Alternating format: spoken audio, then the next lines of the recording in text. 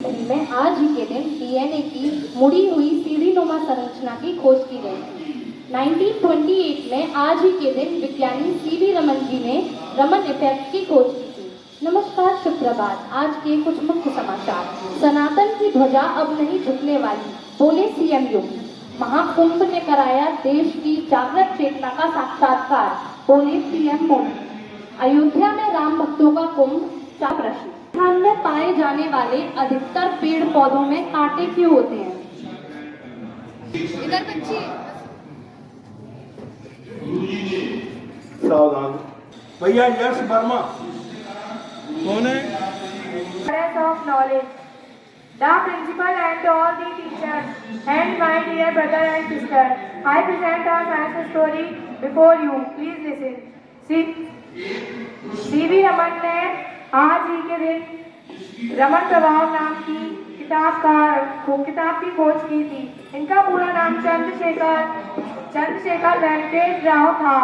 वेंकट रमन था।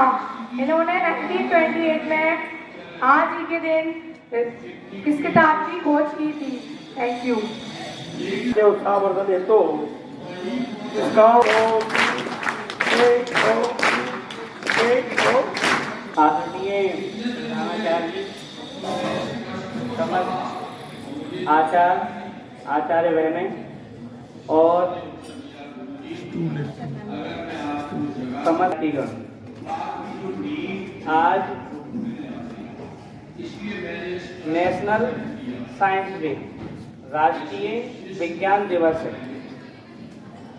राष्ट्रीय विज्ञान दिवस, अभी इन्होंने बताया कि एक किताब थी, वो कोई किताब नहीं थी। उन्होंने सर सीवी रमन 7 नवंबर 1888 7 नवंबर 1888 को दक्षिण भारत में पैदा हुए थे और राष्ट्रीय दिवस की नींव रखने में मदद की। पहले हम ये जानना चाहेंगे कि हम ये क्यों मनाते हैं, कब मनाते हैं, किस लिए मनाते हैं और किसके द्वारा मनाते हैं। तो ये राष्ट्रीय विज्ञान दिवस हमारे सरकार विज्ञान एवं प्रौद्योगिकी मंत्रालय, साइंस एंड टेक्नोलॉजी डिपार्टमेंट ये बनाता है। क्यों मनाते हैं? ये हम मनाते हैं राष्ट्रीय विज्ञान के प्रति दृष्टिकोण उजागर करने के लिए, विज्ञान के लिए, विज्ञान और किस लिए बनाते हैं, किस थीम पे बनाते हैं? ये बनाते हैं empowering Indian youth for global leadership and innovation for विकसित Bharat.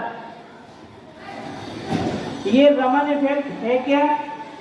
The Raman effect is the phenomena that describe how matter interact with the skating effect. ये पदार्थ और प्रकाश के बीच ऊर्जा का आदान प्रदान किस तरह से होता है, ये सबसे पहले बात 28 फरवरी 1928 को डॉक्टर सीवी रमन ने बताई थी। ये विज्ञान दिवस मनाते हैं। 1930 में इनको नोबेल प्राइज मिला। आपको जानकर हैरानी होगी कि ये सिर्फ नोबेल प्राइज इंडिया के लिए नहीं था, पूरी एशिया में 1930 में पहले ऐसे भारतीय थे जो किसी को नोबेल प्राइज मिला था। एक अभी मैंने बताया कि एक थीम पे काम करते हैं, हर साल एक नई थीम बनती है। इस बार की थीम है इनोवेशन फॉर विकसित भारत। इसकी जरूरत क्यों है? इसकी जरूरत है कि हमारे विद्यार्थियों में विज्ञान के प्रति दृष्टिकोण उजागर करना, दृष्टिकोण जागरूक करना। विज्ञान का कार्य क्या है? विज्ञान का कार्य है जो हमारे समाज में रूढ़वादिता, जो अंधकार, जो पुरानी प्रथाएं चली आ रही हैं, इनको दूर करने में कौन मदद करता है? हमारा विज्ञान। दिसंबर 22 को मनाना शुरू हुआ किसी प्रति जागरूकता के लिए। कौन की मंत्रालय, थीम क्या है इसकी? Empowering Indian youth for global leadership in विकसित भारत। विकसित भारत के लिए हम ये डॉक्टर सीवी रमन की जयंती के उपलक्ष्य में विज्ञान दृष्टिकोण उजागर करने के लिए, रूढ़िवादिता को दूर करने के लिए और हमारे देश के विकास के लिए, देश का विकास कैसे हो, आज के कार्यक्रम के अध्यक्ष महोदय श्रीमान प्रधानाचार्य जी को आमंत्रित करता हूँ। हम सब चलो कवर की जननी है, आवश्यकता ही आविष्कार की जननी है। तो इसी में विज्ञान छुपा हुआ है। और विज्ञान क्या है?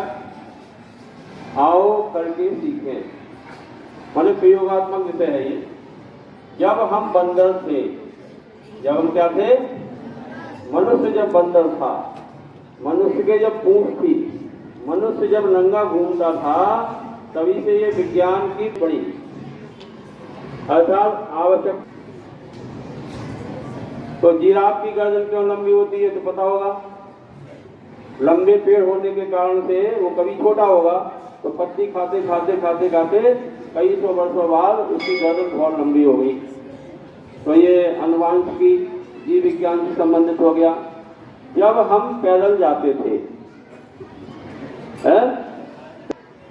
हमने आविष्कार किए, विचार किया और उस पर काम किया, शोध किया और वो चीजें हमने बनाई। पहले पत्र आता था, लेटर, कि माँ ऐसा था, शादी विवाह या किसी की मृत्यु हो गई या कैसी भेजा, तो कई दिनों में जाता था। उसके बाद कुछ और जल्दी हो जाते, टेलीग्राम का प्रयोग हुआ, डाकखाने में जाना, वहीं अपनी बात लिख करके कम शब्दों में और भेजना, तुरंत वहां मिलना और डाकिया उनको देता है। अब क्या हो गया? टेलीफोन का आविष्कार हो गया, मोबाइल का आविष्कार हो गया, आपको कहीं जाने नहीं और बात भी हो जाएगी। उसके बाद क्या हुआ? मोबाइल और टेलीविजन दोनों जुड़ गए, चित्र आने लगे, आप बात आमने सामने भी कर रहे हैं अब। तो ये उसमें विकास हुआ। बालक आप जैसा कोई चेहरा, वो आपका क्लोन बना दिया जाएगा और आपकी लिपसिंग भी की जा सकती है। तो ये मैंने आप बना दिए जाओगे और वो वहाँ पर अपना फंक्शन कर रहा होगा या बात कर रहा होगा, कुछ काम कर रहा होगा। तो ये विज्ञान यहाँ तक धीरे धीरे जुड़ गया। हमारे लिए वरदान भी है, बहुत ज्ञान का भंडार है उसके अंदर। जब हम उसका मिसयूज करते तो फिर वो जहर भी बन जाता, अभिशाप भी बन जाता और हम कहीं न कहीं झंझट में ही फंस जाते हैं। तो आज हम विज्ञान में बहुत आगे हैं और प्रत्येक बालक उस पर शोध कर रहा है। इसके लिए गवर्नमेंट से पैसा भी आता है बार बार शोध करने के लिए।